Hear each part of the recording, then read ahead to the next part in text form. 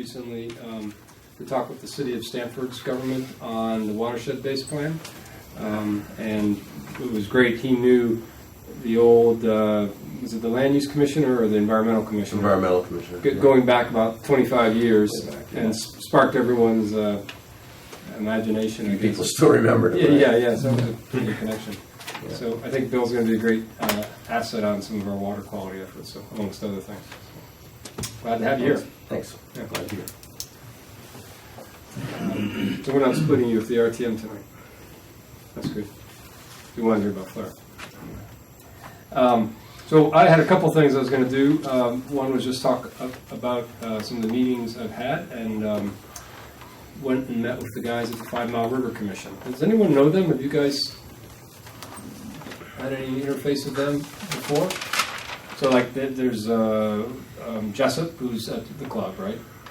Wayne Jessup, and Dirk Leisure, and Matt Marion, and David Snyder. Those all names. Anyways, I found them. I'd met Wim Jessup before a couple of times, but I hadn't met the others at all. Great group of guys. I enjoyed. We sat and I went to their meeting. We sat and I probably talked to them the first 45 minutes of their meeting, which is about the same length of our meeting. So they were quite interested in what we're doing. They've had a significant change in their profile, which I found really interesting. The Army Corps of Engineer, which is sort of the backbone of their regulatory regime, like they exist because the Army Corps of Engineer takes care of their channel as a navigable channel and will always dredge it to make sure that's the case. Well, they let me know at that meeting that the Army Corps of Engineers let them know that there's no more funds for dredging and they're not going to do that anymore. Zero. So that's sort of like their backbone yanked out of them, so it seems to me. It was pretty interesting. So they're all like, we're a little bit at a juncture of like, what do we do now?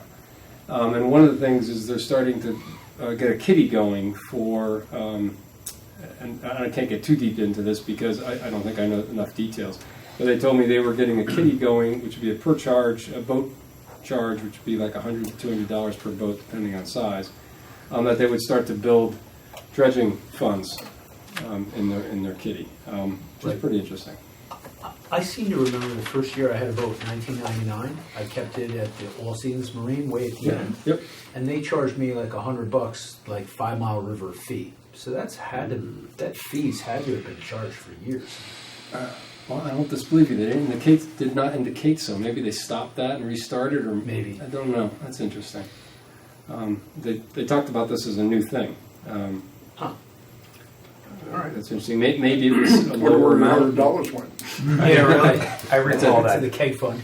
I recall that too. They used to get a sticker, like if you were a Rowayton resident, or if you had a mooring there, or you had a slip there, you used to get a sticker, and it would have like a little picture of the Rowayton sailboat and the year next to it. Yep. And I haven't seen those. Right. So I remember asking him, "Do I have to pay it?" I'm a Darien resident, and the guy said, "If you want to keep your boat here, you have to pay it." Yeah. So, well, I can't explain that. I'm just telling you what they told me, and that they seem to be in a sea change. What sort of funds are they looking to build to? Well, they didn't really talk about that, but you know, if the you dredge, dredge a that's channel, a lot of money. Are we talking 20 grand, 100 grand? I'd say 200. 200, really? Maybe more than that. Way Yeah. more than that. Yeah. That's if it's not dirty. Well, it depends how much they dredge. And they do it, what, every 5? No, 185. I mean, we haven't dredged for going on 20. I'm trying to remember. Coming up on that. Yeah, and so I'm not sure but I doubt they're much increased. Ever since they cleaned the sand pits off of 95, the silting in went down. In other words, less silting in, which is, so we've been able, we haven't had to do it. We check it around the boat club every year, and the harbor master has an independent survey come in, every other year or every year? Every 3 other years. year, or maybe 3 years. Every 3 years. Yeah. And they just sound it, take samples. Inches. they get a guy to drive around with like a sonar Yeah. at XYZ tide. And Wasn't it like last year it was done? Yeah. And there's Yeah. no This fall. significant change? there was a couple little A bumps. couple little bumps, Yeah. but overall it was It's mainly at the north end of Boat Club Dock. Yeah, north end of B-Dock. your slip. That's the one problem. At dead low, I'm put my engine up as I'm going over that area. Well, the other interesting thing that they talked about, and I was in real disbelief, that their guy Snyder, I think it was Dave Snyder, has for the last year or two been actively trying to reduce their waiting list on their moorings, and it's now at literally 0. How do you do that? Well, he said a lot of it was fluff. A lot of people they pushed and said, where are you? And people didn't have boat, weren't ready. I'm trying to remember some of his other cleanup. Some people they found were not on the moorings. They said there was like friends of and that sort of stuff. Right. But he's also talking about they have unused capacity in the 18 to 30 foot boat range at this point in the river. Huh. So I'm just trying to square that with where we are with, I think we have like a 100-person wait list in Darien Harbor. And I think Tom calls people up and says, will you go back to the back river? And they say no. So some of that is their choice maybe beyond that length because they're looking for the perfect mooring. But it does make me wonder what practices we may be able to bring over from what they're doing 5 Mile River, where they're sort of really operationally focused on this, to Darien Harbor to try to get our, what sounds unreasonable at 100 boats, our wait list down. So I don't know. But that was something I wanted to talk to Tom Bell a little more about. I don't know if they have best practices over there we could bring here, or they're a different situation, or what. But I was curious.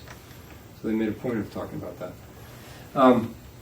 They have 2 transient moorings with Dakwa, which I didn't know, that they recently just put in to try to have people come into the town and walk around, just try to get in local business, visitors. So that was sort of an interesting thing.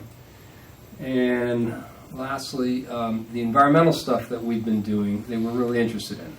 They know that their 5 Mile Rivers in the Unified Water Study, but they didn't know who was doing it, so they asked us, did we do it? Who's doing it? And the answer is Sarah Crosby's doing it for them. And they had an inclination to pick that up themselves. So it seems like they're trying to shift gears a little and figure out some other stuff to do. So it was a pretty good meeting, anyway. So, that was about that. Is Wyndham chairman of that? Or you just No, a member of it? Just a member. It was Matt, is it Marion? Who was the chairman?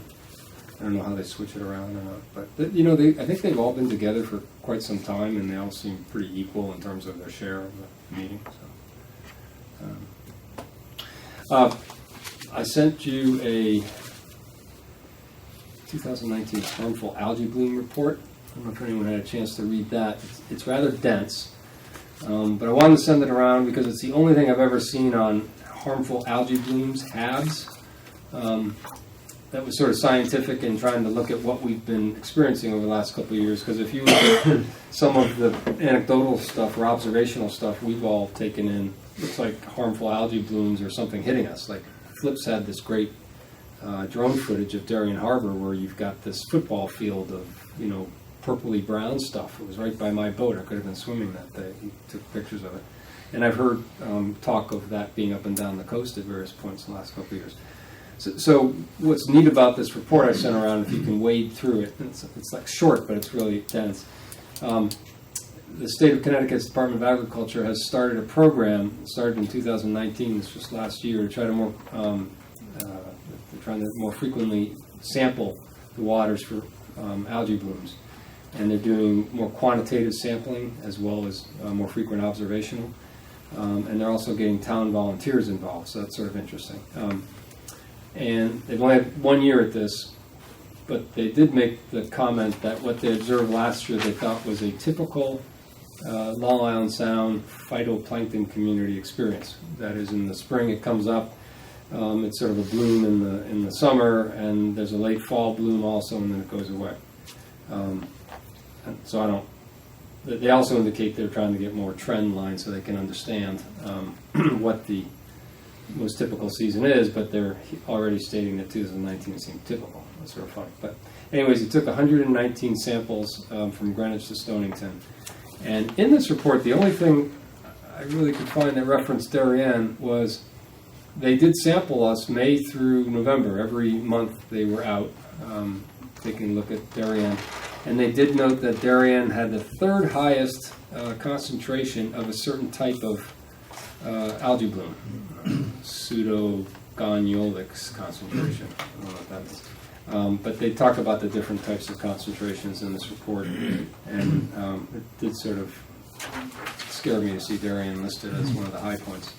Was it Correspond with the Did greenest they say lawns? where? Just said Darien. We got the greenest lawns. Did that correspond to Norotan? Or River? Holly Pond is. Holly, that's Yeah, exactly I right. have Oh, no Holly idea. Pond. Just give Yeah, town. talk about algal blooms. Yeah. As a matter of fact, Septic- just I found a couple. 3 days ago, there was an algae bloom beginning in Holly Pond. I drove by in Cove in one section already. Really, Here it is February. that's You know, obnoxious. my experience with this is that I sat for 2 days in the spring last year and watched the Saugatuck River go by, and in sections it was like blood red.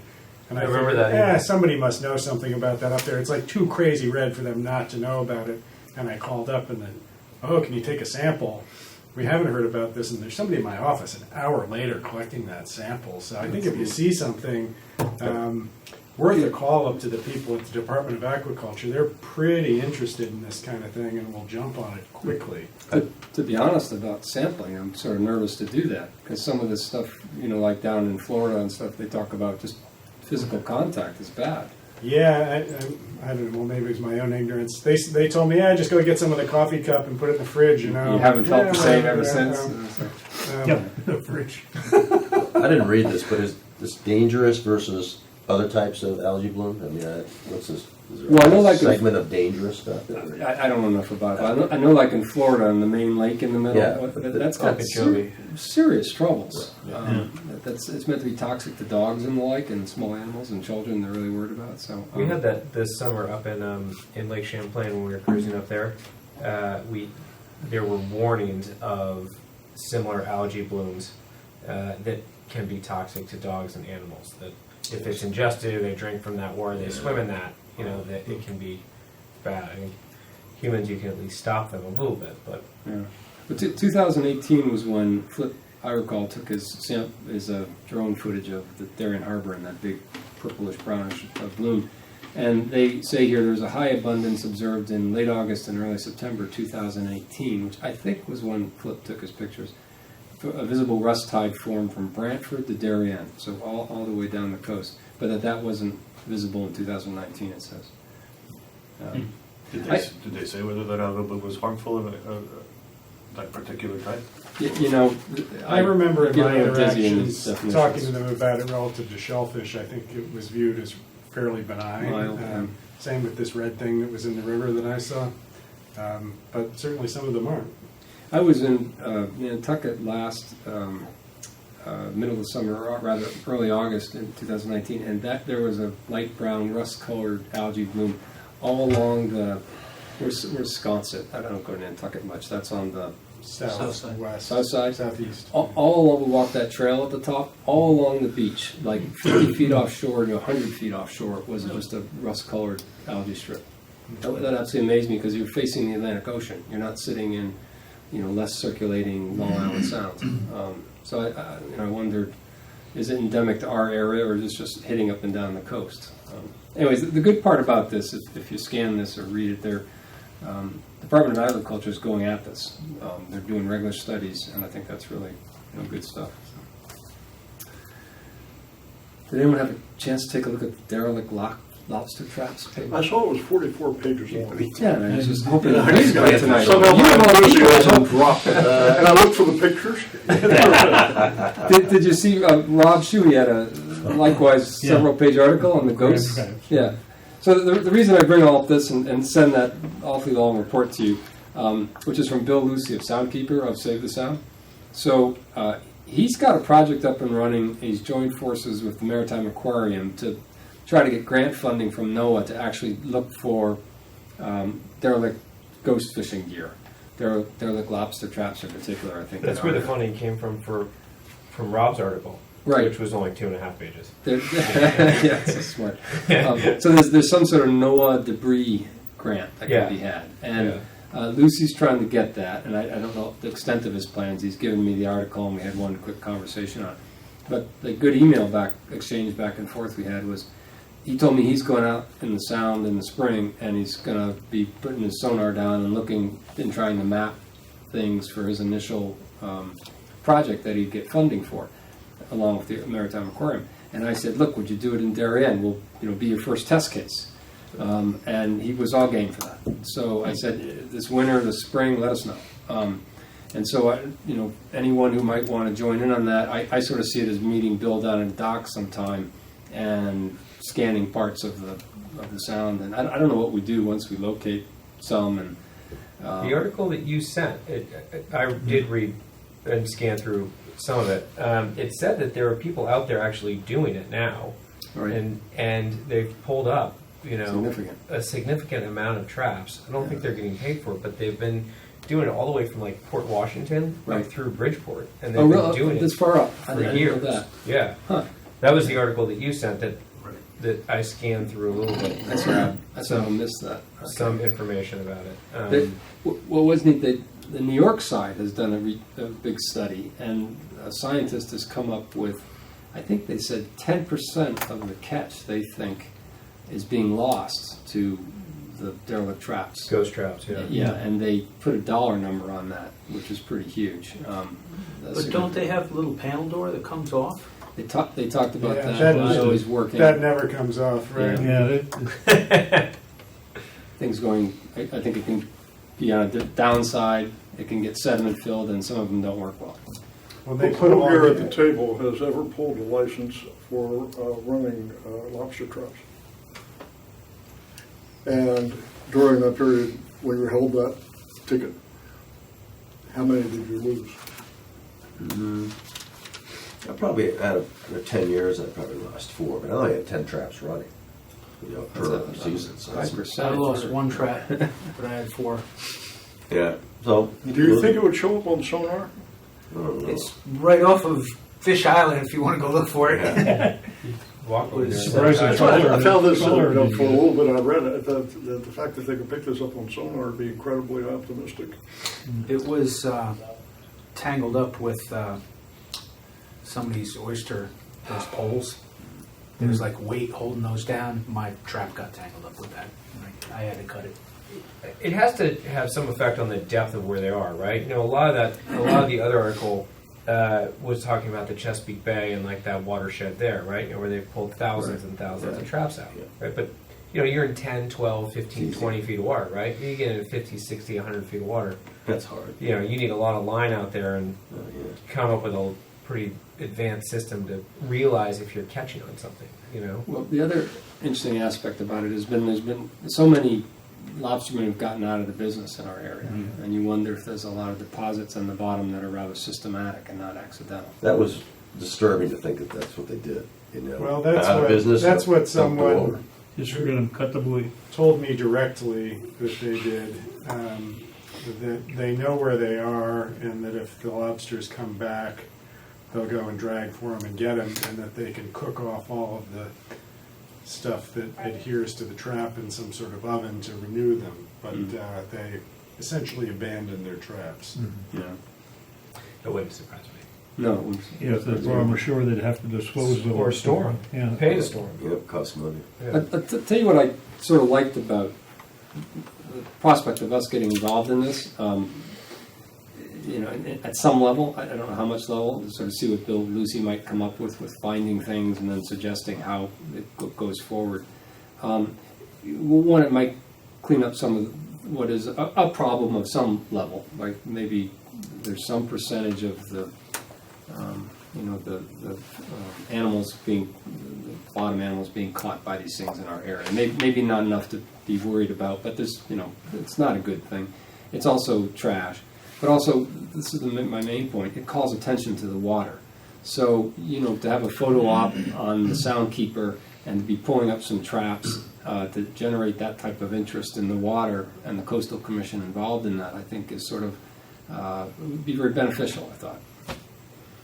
So, wanted to keep an eye on what Bill's up to, and I've put in, he and I had a conversation, and I put in an email request reiterating it, and so if he comes through, and I'll poke him again in another month or so, if you guys want to jump on the boat and see what's up, what the whole thing's about, sounds like it'd be just a sort of a fun morning or afternoon or something, cruising around. See how it goes. Yeah, be fun. So that sort of almost seems like a bizarre project, but I think there's some merit somewhere in there. Last thing I had on my list was just a handout of every year there's an annual report that the chairman has to write up, and Flip's done these in the past, and I've sometimes helped out, and this is the one last year, and this one is this year's version, so you're all welcome to have a copy. And Yeah, right. I'm sorry I didn't get back to you on that. Did you get the pictures you wanted? I didn't get any pictures. I grabbed those from you guys. I grabbed those myself. So, if you got Frank, any- is that you? That's my wife. I scrolled around for some pictures for you, but That's right. anyway. I don't know if those were in the current year. I think they might have been the year before. But anyway, that's an FYI for you guys. Sort of how I'm trying to encapsulate what we're doing. We didn't have many things on the operational side this year. It was pretty heavily environmental. So looking to balance that out, I think. We'll see how we do everything. Anyway, that was it for Chairman's report. And I'd love to put forward the Harbor Master's report. Or prod him, but he's not here, he's traveling, so we'll go without that. So we then flip to the standing committees, and I think I'm speaking out on this one, which was the kayak flyer. I'm big on handouts tonight, sorry for all the paper.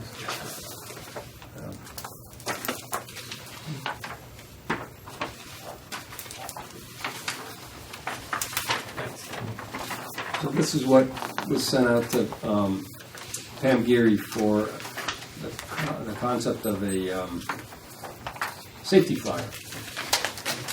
And she has accepted that, and that's going out in the registrations for people who get the kayak racks. And I saw that in the somewhere today that they were taking applications for the town racks. yeah, Yeah, There's a lottery. which Right. starts like in 2 or 3 weeks they or won't, something. it has to be in by March 17th. Right. That's when Is the- this just a copy of something, or? Just a copy, yeah. Okay, I We're was going to talking say, about- if you want to send me a PDF, I can post one on. Was it approved by Pam and by? The excellent for our racks. It was. Yeah, I could get one posted on our site and just shoot out an email to all the rack holders at the Darien Boat Club. Super, yeah, that's the official copy, so I'll get you the... Okay. Yeah, if you could send me a PDF, I'd be happy to handle it. So here's a... Send it to me too, and I can forward it to Wim at the road. And Oh, have super. him put it on the racks over there. That's excellent. So here's the question for you guys. It's nice to have that distribution. So I've sent this to Pam, and like she's immediately just thinking, okay, I'll fold this into an envelope and send it off to the people who win the lottery. So we cover, I think that's like 120. I'm forgetting how many kayakers. It's a fairly large number. Is it over 100? Yeah, it's over 100. Okay, so it's going to be distributed to some people, and then we'll add the yacht club and the boat club. So here's the question: what form does it take to or do you guys think it should take to both your clubs? Do you think this flyer just mailed, or should we make up things that are in laminar, clear laminar? Yeah, I think that would help. I mean, we could Posted on the rack. just get the staple gun and No, put I it agree. right on the rack. So it's the laminate. It's visible because the one that goes to home will sit Yeah. with the bill and the kids will never see it. Right. Right. But if we're posting it to a rack, it's double-sided. I'm trying to wonder how that sort of Make two works. then. Either that or go vertical. Do two and go vertical. I mean, we don't mail things. I mean, lately the new system actually won't even allow us to mail attachments. So we got to post the attachment somewhere and then just include a link to the attachment. Yeah. Back to Boat Club. So either make 2 pages, one in the front, one in the back, and just let those be laminar that you would put up somewhere. Right, that's what I would do. I would do like at the end of, like in between a couple racks where they meet, just get the staple gun and just staple them. And how many do you think both your clubs would take? I would probably, just like I said, where the racks meet, maybe like 4 sets. Any thought on yours? I think there's really only like one area where the kayaks and paddleboards are at the yacht club, sort of to the right of the club. So probably I would say if there were 2 sets, 2 sets, okay. you know, All right. and I don't know what those racks are made out of. Do you remember? At the Yacht club? they're They wood? 2x4s and stuff. Or are Yeah. they metal? I don't know. No, I definitely don't know. Some of the new ones are metal or metal kids program, but yeah, I think the same thing. Or you make it like this with a hole punched in it, Oh yeah, you know, laminated like this, double that's an idea sided, too. with a hole punched in it, And they should put a zip tie around. Dangle. and it hangs on a tether or something. Like You a know? zip tie or What do you prefer? I'll just do them personally. If I'm just going to do 6, Yeah. I can just do them I personally. almost think you have it with like a little piece of like sail tie material or something on, or Yeah, I you like know, that idea, string that like it kind of hangs there, and So front and back. yeah, Okay. and if you gave like 4 of them, if they disappear, then there's another one to be put up. They're so easy to do. I'll give you some extra. Yeah, I mean, but if it hangs there, you have a better chance of someone seeing it, than you don't. might flutter a little bit. Yeah, Yeah. just the fact that it's there, right? And that would be a thought. But I'd be happy to pass those on to women.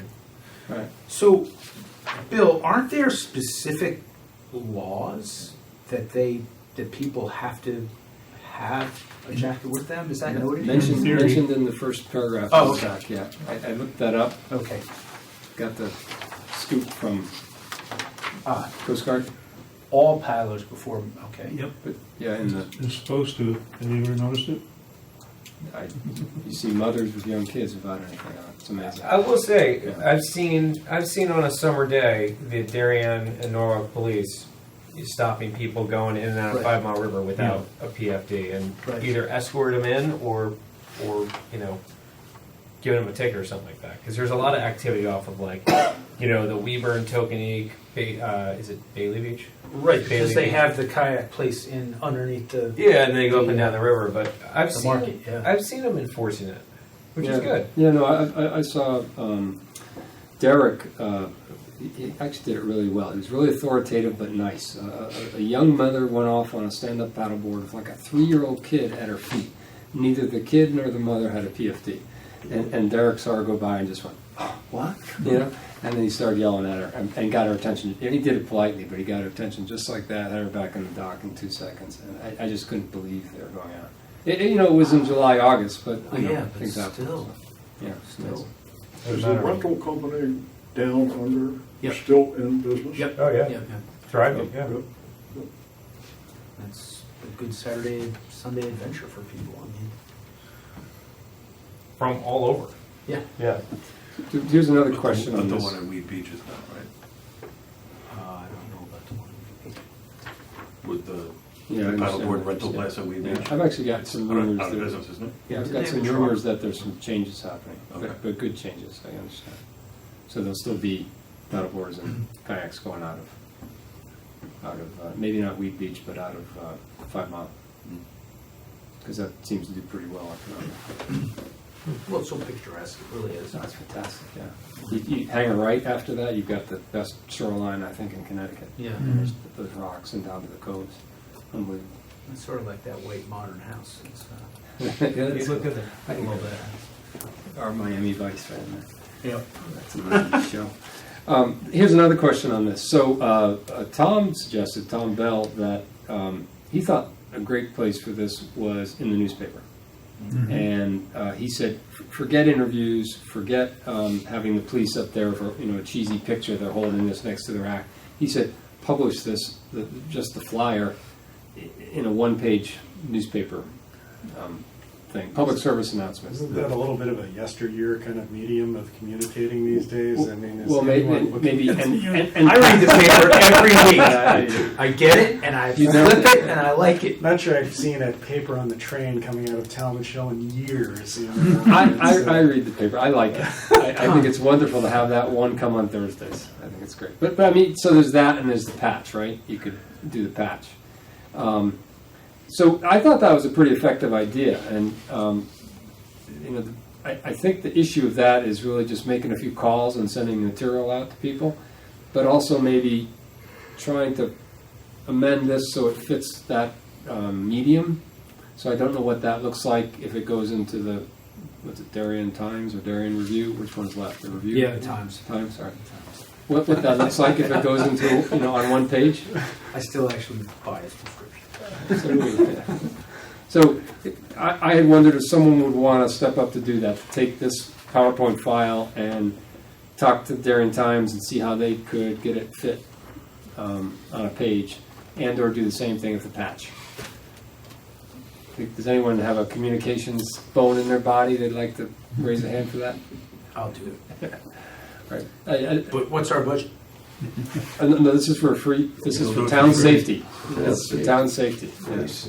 And I have to clear this with Pam, but she's been so wonderful and everything. I think she'll assume yes. Oh, hi. Put a half page. I think you can do it. You just got to show up, smile. You know, it's gonna charm. They don't have a whole lot else to report on, I think. I know. So when would that be, like, Memorial Day? I tell you what. May. I think something timed with when people might start to get out, and I think that's going to be a lot sooner than April coming up, just with the warm weather we're having. Really? Well, you know, I think some of this was geared to head off young kids who might have a warm day and not realize the water's so cold. Right. And maybe it goes out a couple times. I tell you what, why don't we think on that? And then you could use your charm twice. That's what you need. Why don't I ask Pam? We'll think upon it, and you and I will come back to each other on it. All right. But I think that's a great suggestion by Tom, because if you have one of those little canned pictures of, you know, the Marine Police showing up by the kayak racks, you know, everyone's going to just, their eyes are just going to gloss over it, and this might be a way to really have some impact. So, anyway. All right. So, Grant, you must have seen my email. Send this to me too when you send it to Tom, and maybe if you send it to PowerPoint, I'll try and limit this a little bit, bring it down. No one's going to read all of this. I'm sorry. Oh, my writing is. It's not. No one reads. No one reads. We customers every day. They're like, I don't see how you order product. I'm like, click order. You know, it's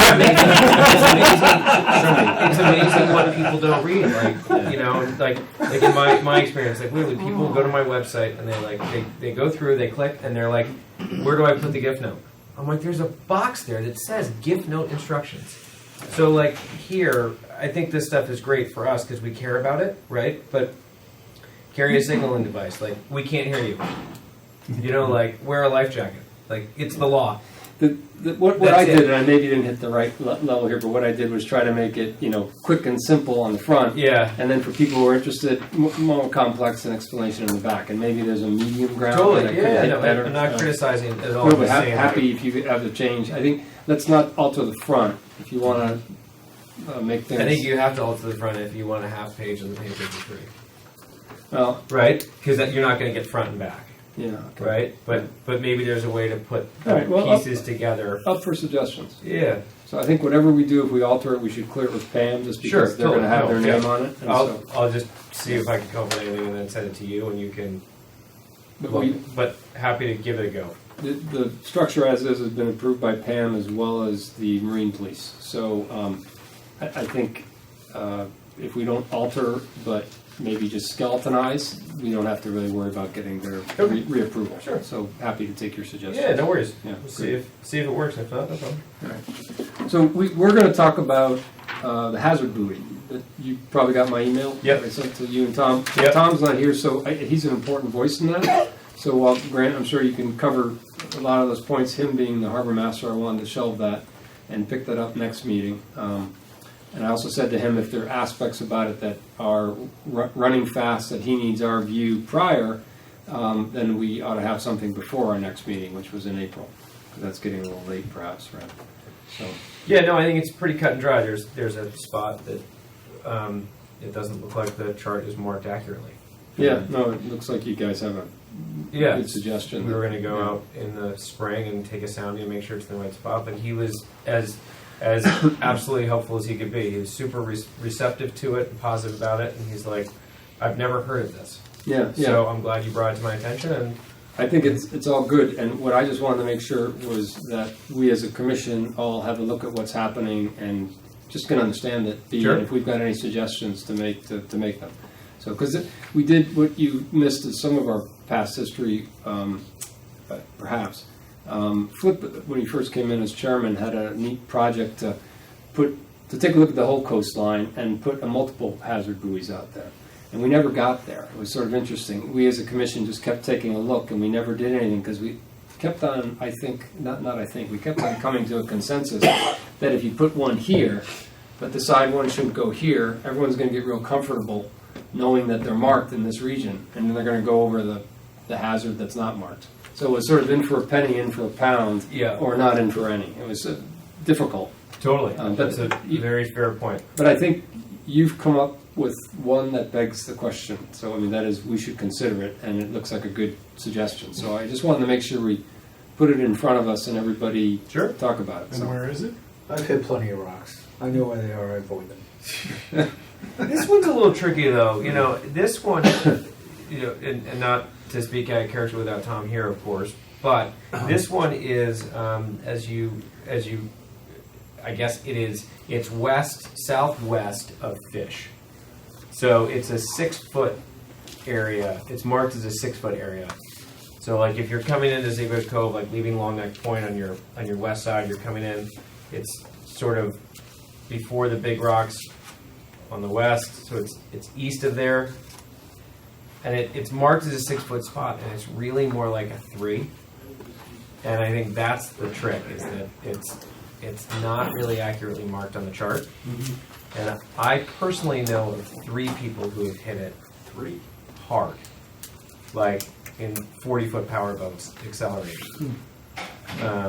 And I know of a 4th that I'm 99% sure it was that one he hit. So it's worth looking into and making sure that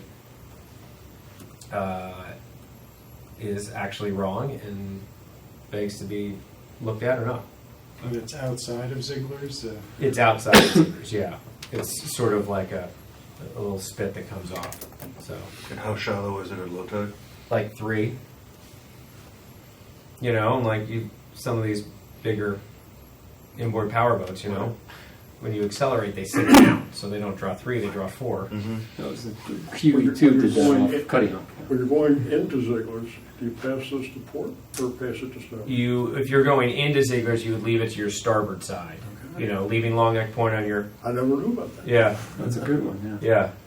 Interestingly enough, though, I think our 2 rock hazard buoys, I think there are 3, and I think 2 are in Darien Harbor, and I think one's over by Fish Island in pretty shallow water. Like, no one would be going fast through there. You'd always be at, just no wake speed. The one, like, between Fish Island and the mainland. Right. Right? Yeah. And so, but that one is the only one you can't see from the harbor. I think the other 2 rock hazards are in Darien Harbor. The one Jeff Ang puts out by Long Neck Point, yeah, and then the other is before the clumps on the right. It's sort of off the channel. Yeah. And those you can always watch. And Jeff Ang's has wandered at some point from big storms. I've seen that thing way off, and he's corrected it. My little bit of worry is that this one, who keeps an eye on it? Mm-hmm. And it's an important one. So you get used to it, and you sort of say, oh yeah, I don't want to avoid that. But now it's wandered with some storm, and and that's a little bit of a different animal. Sure. But there's answers to that. And yeah. You guys can talk more about that. And I just think it's a great topic for us to totally talk about. So, anyways, we'll see what Tom says about his urgency in talking about that. I'd like to talk about it before you all guys move forward. But if the next commission meeting is not in time, perhaps we can do some sort of interim meeting on that topic. So I think, again, it's a good one. If we're doing something as a commission, that's a good one. Sure. So given that we're really not having an in-depth talk about that, flare-up day, do you want to take the spot? Sure. Bill was kind enough to send out this as a PDF, and I know you read it. I know you all read it carefully. Was that more thick than what you sent around? Did you send it out? I sent something, but that looks thicker. No, it's technical. More expensive paper. All right, topic is flares. We all are required by Coast Guard to carry flares. And now that cell phones are so prevalent, they're sort of obsolete. It's sort of an artifact because you have an emergency, you're going to dial up somebody, call 911, whatever. Nonetheless, the Coast Guard still has got the requirement that you have flares that are within 3 years old. And after 3 years old, they have to be replaced. The epic problem is, how do you dispose of the old ones? And we came up with the idea several years ago, is to have a flare-up day and have it as a training and also fun down on Weed Beach on a Saturday morning. And that's where we'll have some posters going out shortly that look like this. And we'll maybe catch people's attention and tell them that they should bring their flares down to the beach and fire them off under controlled situation trained with instructors. And if you don't have flares to dispose of, just come on down anyway, because we have a supply of flares that have been donated to the squadron to fire off. Now these flares are the large Solos flares, which are about $100 a piece. Yeah. And the parachute as well as handheld. And it's remarkable when you have those Solos flares in comparison to the normal Orion ones that we all have, they're like 10 times better. They really are. So as people learn a little bit about equipping their boats with the heavier duty flares. And 25 millimeter guns also could be shot off? Pardon me? Flare guns, 25 millimeters, could also be shot off? We have them. Okay, good. They're coming down with, the Solos flares that we have are often 10 or 15 years old, and they all work. We don't have those. As a matter of fact, the Orion flares are always very effective, but nonetheless, the Coast Guard still has a 3-year requirement. What you may notice on materials and on I was going to say Orion poster enforced is that that this event is sponsored by Darien Advisory Commission on Coastal Water. And you may say, how come we are involved in this? And it has to do with getting a permit from Park and Rec to use the beach on that Saturday morning. It's a lot easier to, even though the squadron handles the safety and the organization of it, it's so much easier to get a permit from the town department to a town commission, rather than have the town department, Park and Rec, issue a permit for use of their beach by a not-for-profit organization such as the Parish Squadron. So we're all in this together. The Darien Fire Marshal also participates. They have done a splendid job over the years of setting up down the beach with a flat pan with a mixture of diesel and gasoline fuel that they use for demonstrating fires. And so they'll load that thing up, put a sparkler on there and light it, and then invite people to use a fire extinguisher on it. As we all know, you're supposed to shoot the fire extinguisher at the flames, you're supposed to shoot it at the base of the flames, and the kids can do that. What Bob Bush does is beats up some of the vendors of fire extinguishing, the fire extinguishing companies to give him demo stuff. Because if you bring your own fire extinguisher down, you can fire it, but then you've got to go buy another one. You can't reload them anymore. You can't. What it is at the metal tops, you can refresh it. You can reuse it. But all the ones we now buy are plastic tops, and that resists getting refueled. And anyway, but Fire marshal has always been very happy to run a demo alongside ours. A couple of years ago, we had Post 53 down doing a demo with some life-saving equipment. We don't, life-saving techniques. We don't know whether they'll participate or not. We'd be very happy if it does work out. Otherwise, I should send some staff down to be on hand. The Norton Fire Department usually sends a truck to be on hand if anything goes wrong. And also the Marine unit of the police, Marine unit of the fire department are floating around outside to kind of keep everything under control. We made sure that they had a supply of flares themselves to set off, and they had a lot of fun doing that. And it's also interesting to see out there what a flare looks like. It's good. This document is the safety procedures and contact information. It has the press release that's going to the newspaper. And it has sort of the way the firing stations are set up along the beach, page 14. Each firing station about 75 feet apart from the next one. And so you would probably have 6 or 8 stations along the shoreline. Back at the concession stand, we have an area which we call the yellow tape area. So if somebody comes, we have a chance to see what equipment they're bringing with them. Sometimes it's a World War II souvenir that we just really don't want to fire off. But if they haven't shown up with units, then we make the other good flares available to them. The last page, 15, each firing station is set up where your duds, that everybody knows where the duds go and where the expended flares are, and then where the. We have a training session for people who are going to work as instructors.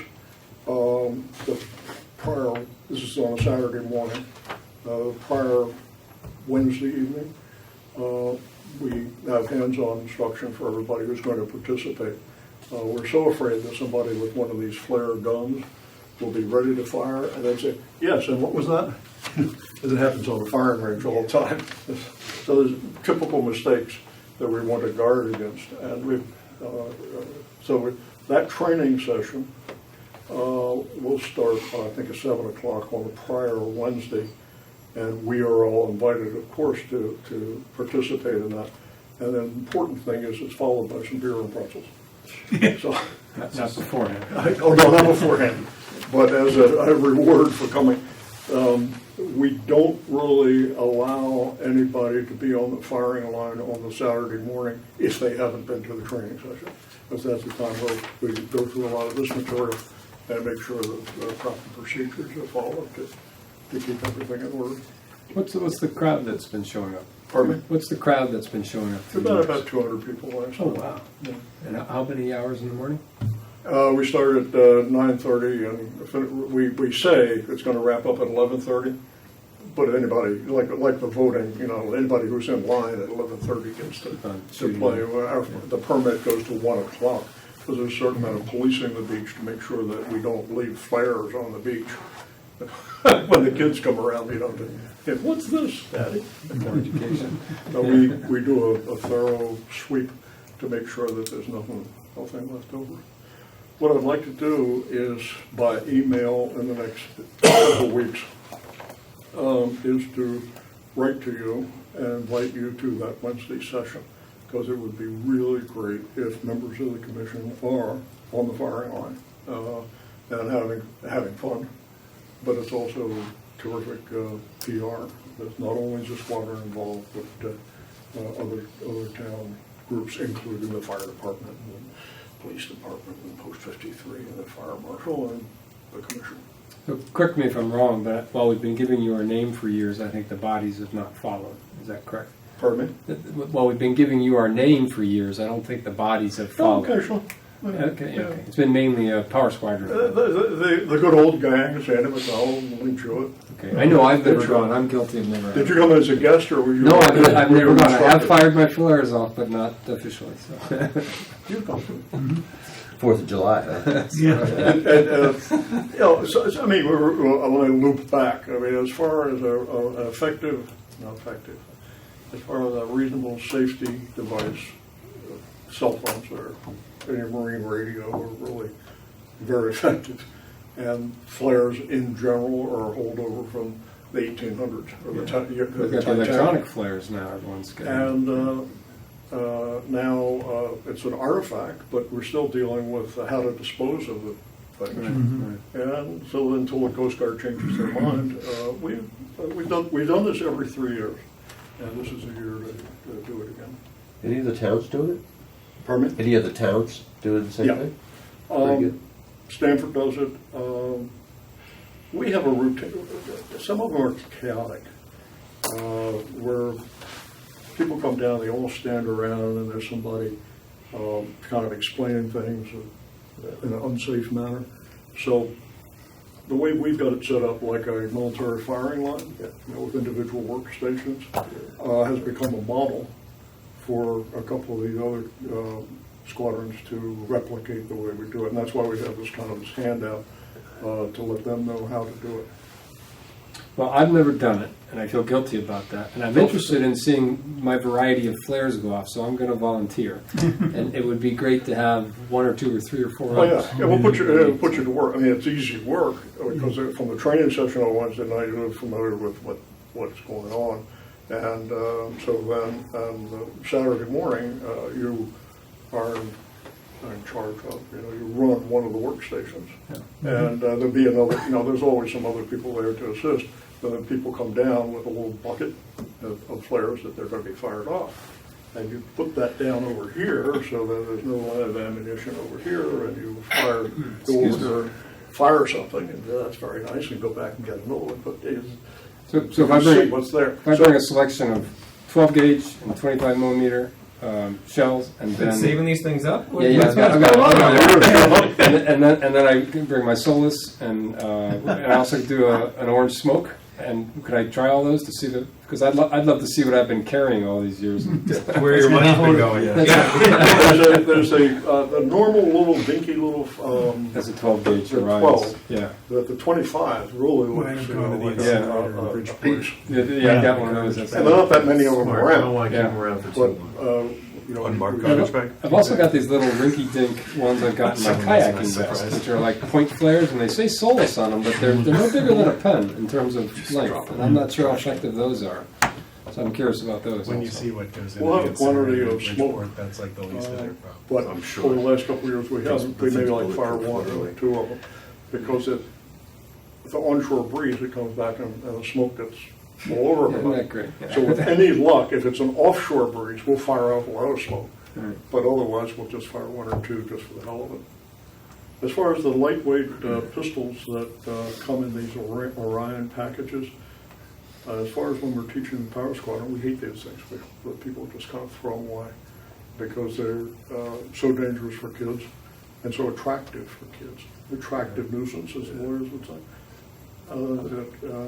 And when you see them actually fired, you go, you know, just a very small arc for a very short period of time. They're not worth a damn. Yeah. And I hope that, you know, people kind of learn that and stay away from them.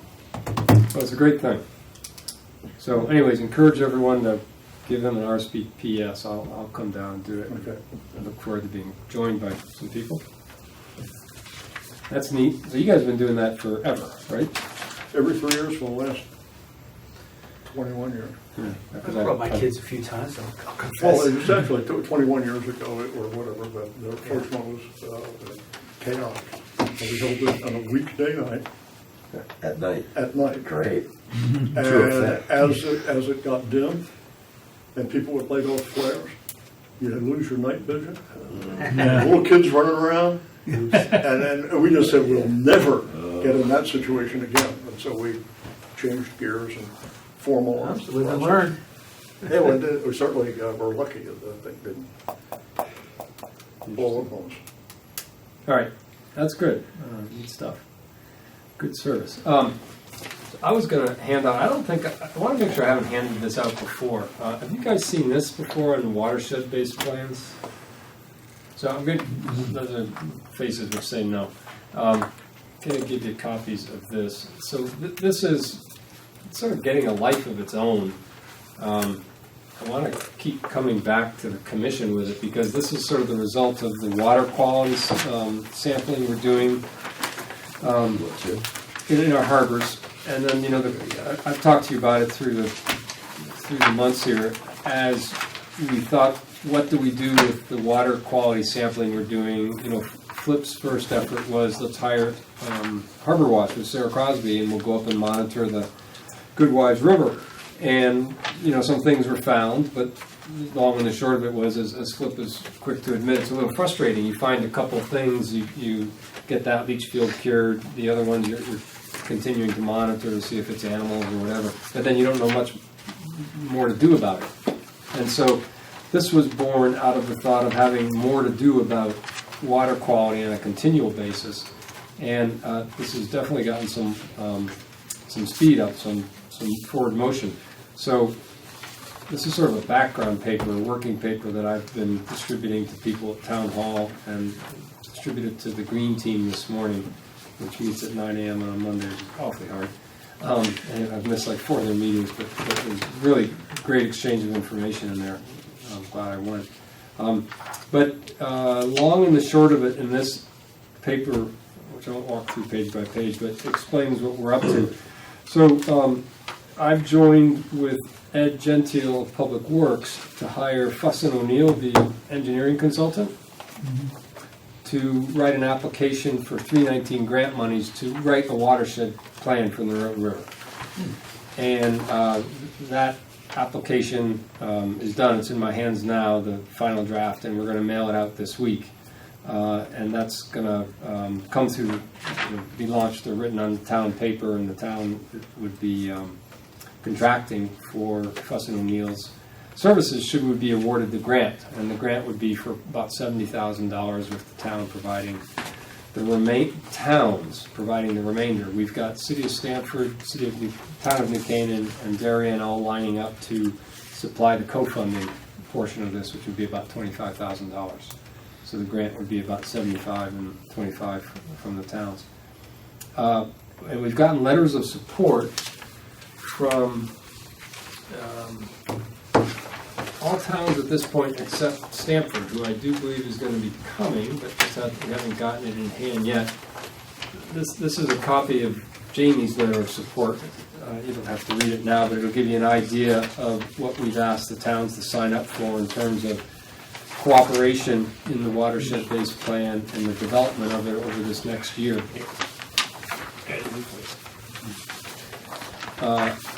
And Jamie's just been wonderful in terms of supporting this and signing up to the obligations in this support letter, and she's also helping to get the mayor's office of Stamford to get their letter to us. So, but all told, we've gotten the 3 land trusts involved for Darien, Stamford, and New Canaan. Nice. The first selectman's office in New Canaan, first selectman's office in Darien, and hopefully in the next day or 2 we'll get Stamford's mayor's office, who has met with myself and Bill Wright on the 13th of this month. And I had a very good meeting with them, and now it's just in the mayor's office, which they're considering amongst other priorities, I imagine. And we also have Soundwaters involved, and Soundwaters is at the end of the river and presents a great nonprofit to be involved in this, and has also lent their headquarters down there for meetings, as a meeting place for the steering committee. Not only are they on the steering committee, but we have it at their physical site. So the effort's up and running, and if we were to get funding, which could take a good part of the year to learn if we got 319 grant funding, this would be going, and we'd have an engineer full-time trying to devise for us what's already in place for 5 Mile, which is about a 150-page watershed plan, which has timetables and action plans to implement over time. I hear you right that the town participation will be $25,000. Yeah, divided It says 11. It does. It's out of date. We just Typo? We increased the in-kind contributions and decreased the cash contributions in this last week's report. So yeah, it's And it's a in typo. kind would be what? Well, there has to be environmental engineering and policy people involved at the town levels, and we've costed what their hours would be and dollar value labor costs and put those into an in-kind contribution. They would be attending steering committee meetings every month, and the engineer, Fuss and O'Neill, would put their findings in front of the steering committee. This would and be everyone would vote. our DPW helping out the same way that they helped out on the. Exactly. Good Yeah. one. So our DPW, Stanford's DPW, New Canaan's DPW. I'd be involved, and we costed all that out. And again, it's about a year to a year and a half of effort to get one of these plans in place. And the guy doing the real horsepower work would be Fuss and O'Neill. They're in the field surveying things, doing modeling studies of the load limits for nitrogen and phosphorus and the like. And they're passing those results back to us, the steering committee. So the initial cost is $2,000 for them to write the request. The whole thing's about 100, and 75 for them. And actually, Harbor Watch has got about 11,000 in there for monitoring. They've given us a proposal, and then the rest is the town's in-kind contributions and cash contributions. So I presented this to a number of people. On page 6, you can see sort of the timeline of our activity going forward, with us being at step 1, trying to get our grant application in by February 27th. And then the rest of this stretches out quite a bit. So if this is going to be a successful thing, it's really in the backdrop of all we're doing here at the Commission just over the next year to year and a half. It's a slow burn. But what it puts in place when it's all done is literally a 20-year plan for correcting the impairments of the river. And it lays out a number of implementation steps to be done, and all that would have to be revisited and changed as conditions warrant. But with the plan in place, you can attract funding to get additional consultants to undertake those changes. So it's sort of exciting. And if you look on page 7, there's a chart of Connecticut, and that shows there's 39 other watershed-based plans in Connecticut. And one of those is 5 Mile River. And if we get the Nerone River under a watershed plan, and you add it to the 5 Mile River plan, we will have 79% of Darien's watershed covered by management plans. So the neat thing about that is, what you want to do is measure outcomes. So what if in the Unified Water Study we're getting bad grades? And by the way, the Unified Water Study grades come out this March. So we're going to start to see the results of our 3 years of monitoring. And so what if we have bad oxygen levels compared to other towns? It's because of our watersheds. That could be argued, or maybe the scientists will argue that effectively. Well, if we get the Nerone River under a watershed plan, and we also have the 5 Mile existing, we have 79% of our watershed, mapped out for improvement. And so, hopefully over a period of time, we start to undertake the plans to improve things, and we start to see a betterment of the water quality in Darien. That would be the dream, that you've got this, impact from your projects that are upriver of the coastal areas. So that's the idea, how to stitch this together.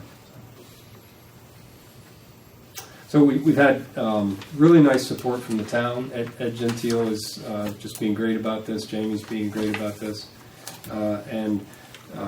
Bill jumped in because he's got some prior background on this. And if this starts to go forward, there's plenty of room for other people to get involved, coming to meetings just to observe, or else to get pick up portions of it. So I'll keep you all abreast of what's happening as it goes along. This is truly remarkable. Well, things have to Very happen. good. Amazing. I mean, the downside of this is, I was saying this morning to the Darien Green team, we as a town, along with New Canaan and Norwalk, have had a 5 Mile River plan in place since 2012, so for almost 8 years. I have called around a number of people in our 3 towns and found nothing that's been done under it. And there's 20 years of projects listed in it.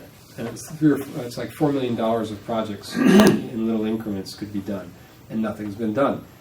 That's not to say that was a waste of money. There's a structure to pick up there, and we maybe should start flipping through that and saying, you know, we're getting really crappy readings in the Scott Cove Fish Island area, and we think it's because there's all this crap coming out of 5 Mile, or that's contributory. Let's pick up some of those projects. So, you know, that's the next step, and it's up for us or other people in the other towns to pick up that sword, and at least the battle plan is, or at least the first version of it, is in front of us because of the 5 Mile River plan. And then we'll get the other side of town covered, and again, that's 79% of our watershed. So I think that alone is a triumph, but not one you can rest on your laurels. You have to start moving forward with it. Anyway. 71 or 79? 79. And so the balance being Goodwin's really? Good Wives, Stony Brook, yeah. Now that's the one that's all in Darien's geography. The others go into other towns, so my addition is a little funny. But the size of Good Wives is so much smaller than those other two rivers that it doesn't. And we have invested some funds in that We have, over yeah. the last couple of years, so that's Yeah. good. You know, to be frank, it would be nice to get that under, and Jamie asked about that, could we get that under a watershed plan? And the ready answer is, well, you know, that's going to cost another 125 to do. It's not so much the size of the river, there's some fixed cost for doing this. So we're trying to pick off the priorities at this point. So far it's met with a lot of enthusiasm from the other towns and the land trusts, and while today we don't have City of Stamford's letter, I'm trusting in the next couple of days we do get it by the Thursday deadline. Again, the people at the land use that we met with and the protection board, they were very enthusiastic, and it's just floating upstairs. And What's the alternative if Dave Martin doesn't sign it? Well, I don't know yet. Does it mean it's a no-go, or do we No, have I'm to not. pick up the whole time? I'm not going to drop it. But There's no way they don't want to do it. You know, we'll have to figure out how they would like to be involved. That's what Does I it think. just mean that Darien picks up the entire tab at that point? Maybe, I don't know. Right. But you know, cost-wise that might be easy, but in terms of effort through the years, you need both sides. It's a river shared by both towns. Mm-hmm. So, and you know, they're at the base of Sound Waters sitting in Stamford, and they want it to go forward. And there's people on the, you know, what's that, Weed Avenue, who are sitting in Holly Pond dealing with all this. This is not a Darien problem. It's a split. And the Cove Beach area is all Stamford. That's one of their biggest swimming area. Like Weed Beach is one of our big. So there's no reason the towns shouldn't share this. So maybe we have to repackage it or something. But you know, I think we've got the right project for both towns to get involved, and we just have to figure out how to do it so it's desirable. So. Are there major commonalities that are found in watershed plans? You know, like if there are 50 criteria is listed in them. Yeah, there is. Does 1, 2, 3, and 4, are they in every one? Yeah, so Okay. this I've been learning about this. This isn't my background. It's really fascinating though. So this stuff all comes from the Clean Water Act. Yeah. And so it's like, you know, Fed stuff driven down to the states because then funding follows it. Yeah. So the Clean Water Act has a 319 section, which is all to do with non-point source pollution. And that's all watershed based plans are about, is non-point source pollution. So the EPA has 9 elements they want to see in a watershed based plan. So guess how many elements CTD has us describing in our application? 9. They're very same. Because the CTD application is to get 319 funds. Those are directly from the Clean Water Act and the federal government. So it's all flowing down. So this is a very centralized process.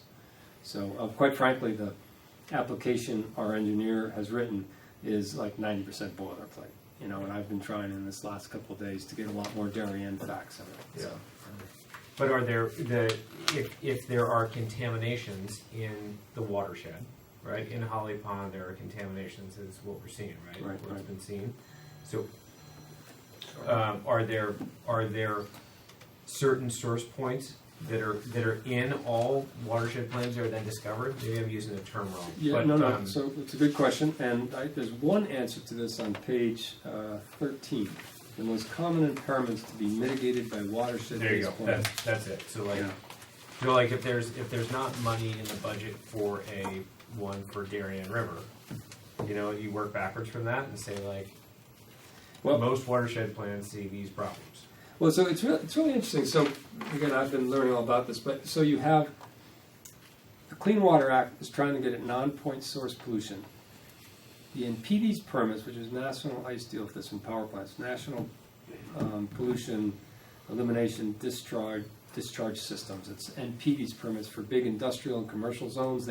That's a regulation taking care of those point sources. And then you have municipal wastewater regulations, and that's something, I forget what that's named. It's an acronym also. And that takes care of all the town's sewers and that sort of thing. And then there's this third leg, which is covered by the Clean Water Act, which is non-point source. And that's very amorphous. It is the excess nitrogens coming off and phosphorus coming off the lawns from the fertilizer. It is, deer excrement coming into the waterways. It is leaching fields, which aren't so identified and roundly coming into the waters. And then on top of that, it's sediment, just plain runoff, sediment from runoff, which makes cloudier water and blocks the chlorophyll from being made. And the sediment is a huge component, actually, of the non-point source. And they actually have computer models which have basically said, on average, in the United States, if you have 20 or 22%, low range of 20, of impervious surfaces surrounding an area, surrounding a watershed, that is going to be an impaired water body in the middle of the watershed, because you'll have enough runoff of all those bad things that come off of streets and parking lots and the like. So basically from a computer modeling, from GIS data, they can basically say you've got an impaired water body because you have it's greater than 22%. Yeah, so that's like one of the major things. So one of their corrective actions in the 5 Mile Plan, which very thorough, I read the whole thing, it took me days, intermittently days, but low impact design. So I'm talking about when you put an apartment building by a river, by 5 Mile River, you have the rainwater coming off the roof, which is one huge impervious surface, goes into an area where it's first going to be filtered through sand and biological area, bioswales, before it goes into a river. And same with parking lots and so that's low impact design, and that's for things that are being permitted today, zoned today, and then corrective action of stuff that's been existing. Have you seen the huge tank that's going in next to the Walgreens? Is that what that is? Yeah, I got That's it. a water retention. To the right of the entrance. Right. Oh, cool. So I was wondering what was going on there, and I saw this big, huge. It's huge. Yeah, that's the They're dirt going pile. to be doing it at the other end as well. Okay. You know, But they need it in that area badly.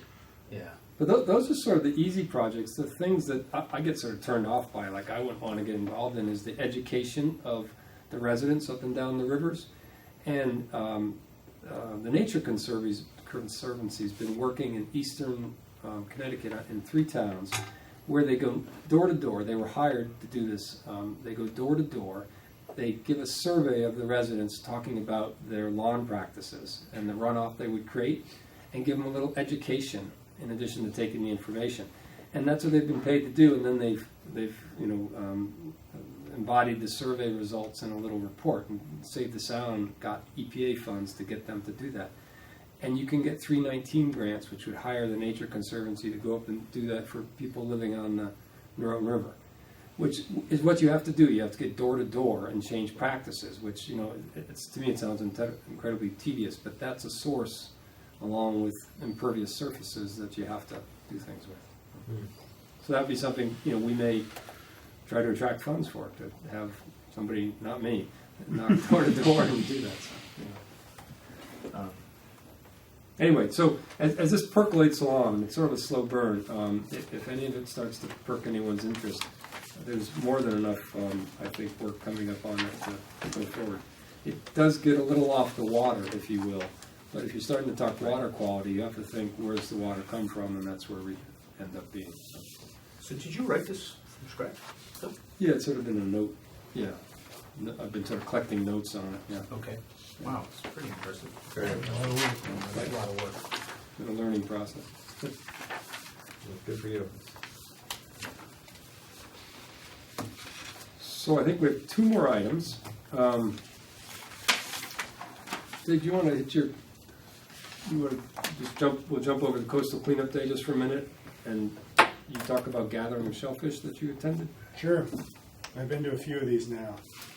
How was lunch this time? It's the same every time. It may be actually the same. They had chicken. Where did it take place? Was it, Yeah, up but was in it New curry Haven chicken again? sandwiches, wraps? They moved it from the school that they normally have it in to a much nicer location in New Haven. I couldn't tell you where. I don't go to New Haven too often. This was more of an academic oriented session. It really started with two PhD candidates talking about the projects that they've done relative to the sound, and I'll just read the notes. So the first one was a study on the alkalinity of the sound. And the reason this doctoral student undertook this project with the help of a professor was to start to measure and really get a baseline on what alkalinity or acidity is in the sound. And there just hasn't been any data collected on it historically. There's been tons of water sampling done up and down the coast, but apparently the equipment that you need to test this is very expensive. The machine costs $5,000 or $10,000 versus whatever they're using to test the other water quality samples that you do, Bill. Well, our machine costs $15,000. Okay. The sonde we have. So we've got a grant for that. That gets renewed every year. So why is this important in the sound? One of the things that I've talked about, maybe that some of you remember from years past as it relates to shellfish, is that there's been apparently a very continual decline in natural clam sets in the sound. A clam set is the clam larvae which settle into the bottom and become clams over time. No one really knows why this is, but the suspicion is that it has something to do with ocean acidification. And it's gotten to the point, we have this lease that we've had with Tim Kramer and Roger Freight for the Darien Comm management bed to get clams for our own recreational beds. And we've had to waive the provision that we get clams that are no bigger than 2 inches or whatever the lease says. I don't know off the top of my head. We've had to waive that because there aren't really small clams to be had in the sound. One of the things that I heard this year from a number of people from these other commissions is they haven't been able to seed their beds at all because they are dependent on buying clams in the open market, and they've either been too expensive or they haven't been able to find them at all. So I think this is becoming... You're buying small clams and then putting any them in your clams. bed? You know, I mean, just we have a budget of X dollars for clams, and here's what it costs to buy clams in the open market these days because there's just a scarcity value to it because there aren't, clam sets behind them. The and- towns are buying, have a budget Yeah. to buy. Okay, sorry. Exactly. Yeah, sorry. That there are more you can buy clams up in Rhode Island or in Massachusetts, where I guess maybe the acidification problem is perceived, where they don't have this issue with clam sets, but there are issues with bringing clams into Connecticut from out of state based on regulation. Anyway, so I thought it was interesting, and the hope is that they will continue to do testing year over year to get a better sense of what the trend line is for acidification. This is speculation purely at this point, that clam sets are being impacted by acidification, but they're starting to have data on it. So the second academic study was on the ingestion of microplastics by clams and mussels and oysters. And a doctoral student did this project where she basically force-fed microplastics to mussels and measured how much was retained, in them by I don't know whether it was dye or radioactive plastics or whatever they did, but the findings were essentially that the shellfish that she was feeding these plastics to are very good sort of selective feeders, and they gather all of these plastics in, and they filter them, and there's a little mouth that kind of says, well, this one, no good, that's food, I'm going to keep that. And the plastics are pretty well rejected. That's encouraging. Yeah, so I mean, some good news here. It's kind of cool. I feel a little bit better about. It's not to say that there aren't any plastics that are retained in the shellfish, but they depurate them apparently pretty quickly. So that was kind of interesting, I thought. So all this plastics problem is not a problem. So then, Well, if you have a brain, it's a problem. the third thing that came up, and this was not an academic study so much as it was just conversation amongst the groups, is that, and I hadn't heard this before, was that the sound and the Atlantic Ocean in general are being filled with all sorts of other forms of microplastic that are generally coming from the clothes we wash. The Patagonia jacket that you have that you throw in the washer and the dryer, well, that all the plastic that comes, the little fibers make their way to the Stanford Waste Treatment Plant, and they can't really get that out of the wastewater, so that it's ultimately flushed out into the sound, and that those little tiny microfibers are making their way into all sorts of organisms. What the solution is for that, I don't know, but apparently, and again, I never heard of this, but the oceans are getting filled up with very thin plastic fibers coming from our clothing. You've got us discouraged again.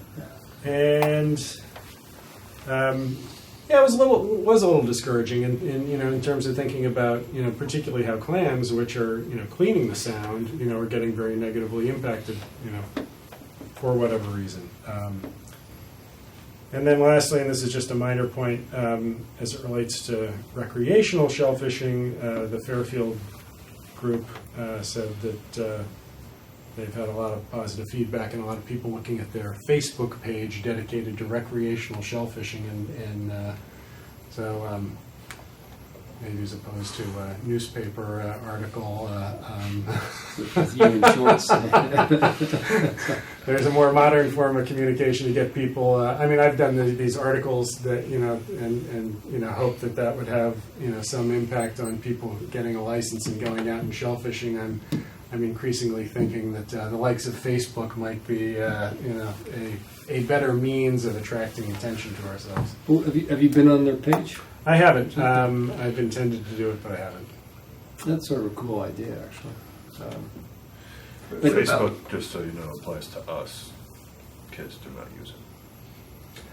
Yeah, Well, Instagram account? Is that Yeah. a better? That would be the next Yeah. alternative. Or, Yeah, you have to keep moving it Or go around, down- but it's or the go same down damn from thing, there. isn't it? So that's all.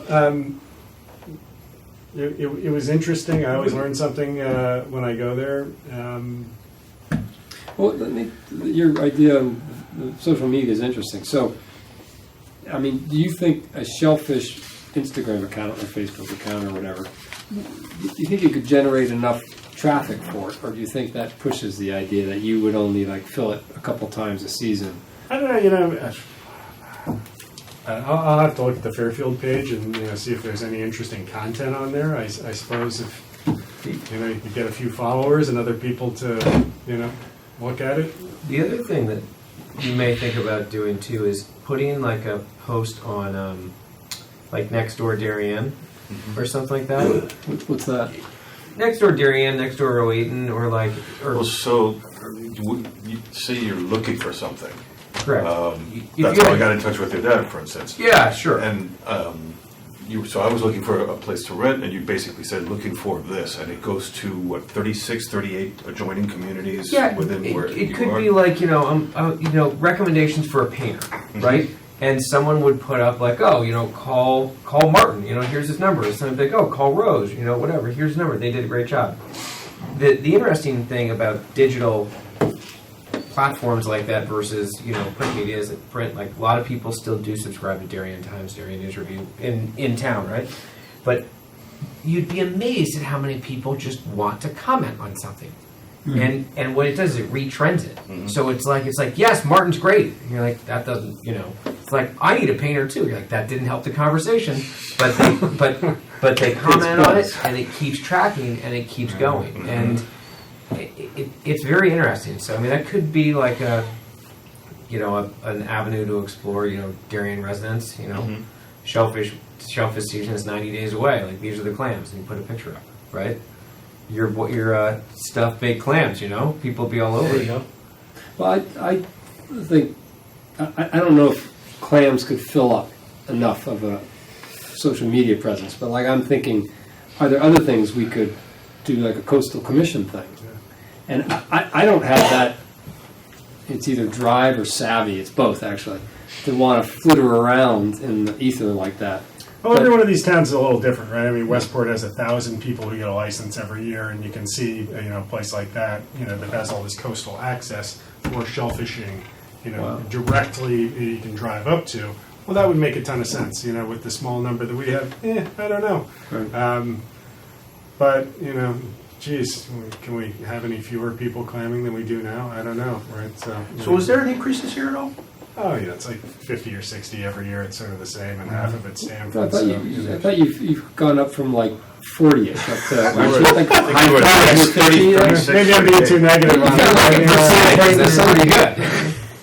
I think it's a high point of what we do, though, because it's like these, it's like these little gem of beds that not a lot of people go to, and it's a beautiful Scott Cove. So I mean, I think it's a nice little. I enjoy it. Yeah. See, well, he could be your photographer. Well, I think that's interesting. So the conference was different this year, though. I went to a prior year where I wouldn't say it was that scientific. It was more. Yeah, no, this was a little different. I hadn't seen these PhD kind of types show up before, PhD candidates who were there with their PhD advisor. So it was interesting. Well, neat stuff. What is happening with the land leases for the clamming grounds commercially? Do the two guys, are they coming back this year and everything continuing? Right? Well, there's a 3-year lease that we signed for the co-management bed with the Freights, or I should say, I guess it's Jennifer LLC. And I'm guessing that there are 2 years left on that, and Bill has been having more of the direct contact with them in terms of how that plays out. Yeah, so that I didn't hear your full question. I was thinking about something, but that just where that is. Yeah. So at the moment, so unless I've got that one mixed up, but that and Scott Cove have been taken off their license for the moment. Yeah. Okay. So we're that's just the status at this point. Got it. The only thing else on the agenda to bring up, and we can do this quickly, and we could even leave it for next meeting, is the concept of a participation of our commission in Coastal Cleanup Day. Us guys really getting down to the water and picking things up. And I talked to Flip a little about that, and he had some really interesting comments, things I hadn't thought of because he's lived on the water so long. But that is, it can't really take place from the water. You have to be on the shore because all the trash gets up the high tide line. So if you're going to then need to be at the shore, you have to get all these permissions of people along the coastline. So that really limits where you can clean up. The beaches aren't obvious. So I think there's a little more planning on what we might attack. But I did notice as I drove back from Pear Tree Point very slowly because there was no traffic. That was early in the morning. All the way up to the bridge at Rings End. There was a lot of trash sitting above the high tide line in the reeds and the like, all the way up the coast. I mean, soccer balls, I saw 3 soccer balls, I saw countless plastic cans, jars, jugs. So I think we could get in there and get dirty and have a real impact, but we have to figure out where and when. And there's some other town efforts that take place, like Cleanup Day in town. There's an International Cleanup Day in September. So I thought it might just be a neat way for us all to go out for a morning and generate a pile of trash and get a old-fashioned newspaper photo. But maybe we talk a little more about that later. Anyway. Or we can put it on social media. Put it on social media. Our burgeoning Facebook presence or something.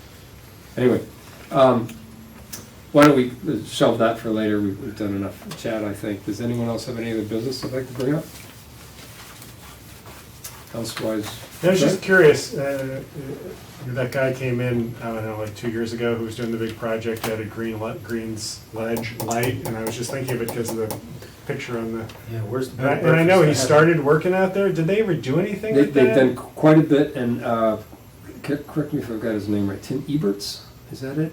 I have tried to reach him twice by email, and once to him and once to his organization. I've got no response. Drive a letter. Little stamps, yeah. Right next to my newspaper, I just write them out.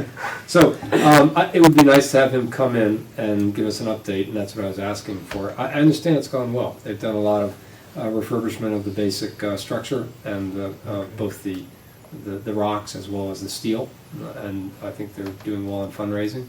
And I talked to Audrey Whale briefly about a week and a half ago, and she said they were doing well. So that conversation generated an interest, and I thought I'd have him come in, but he hasn't responded, so I'll try for him.